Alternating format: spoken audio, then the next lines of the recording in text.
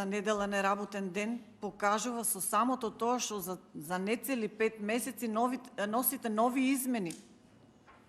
Самото тоа покажува колку е добар законот. Грешките многу брзо ги видовте. Нецели 5 месеци помина, предлагате нови измени.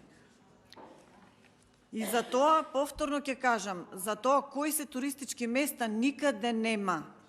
Не можеме да видиме дали Гевгелија може да работи во недела. Не постои ни правилник, ни на веб страна, никаде не може да се види. Во врска со судиите, во Република Македонија има најголем број судии по глава на жител.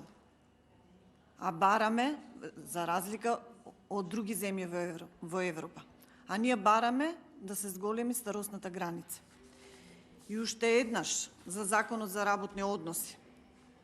И во досегашниот Закон за работни односи имаше обврска работодавецот да го почитува 40-часовното работно време, како и дневниот и неделниот одмор за работа на работникот, кој што неделен одмор можеше да биде во недела или во друг ден од неделата, со взаемен договор, согласно кој истите така се плаќаше дополнително за тоа работно време, не повеќе од 10 часа неделно покрај 40 часа редовни работни часа.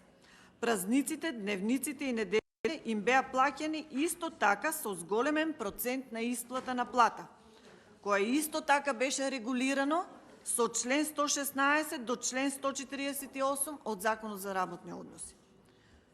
А вие што направивте? Го расчленивте член 134 од постојниот Закон за работни односи и така се измислија нови 41 дејност и сега уште нови.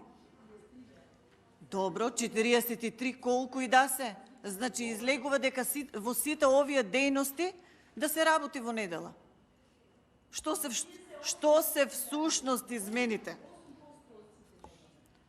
Така членот 2, членот 134.2 точка стана не една страна или еден збор, стана 2 страни.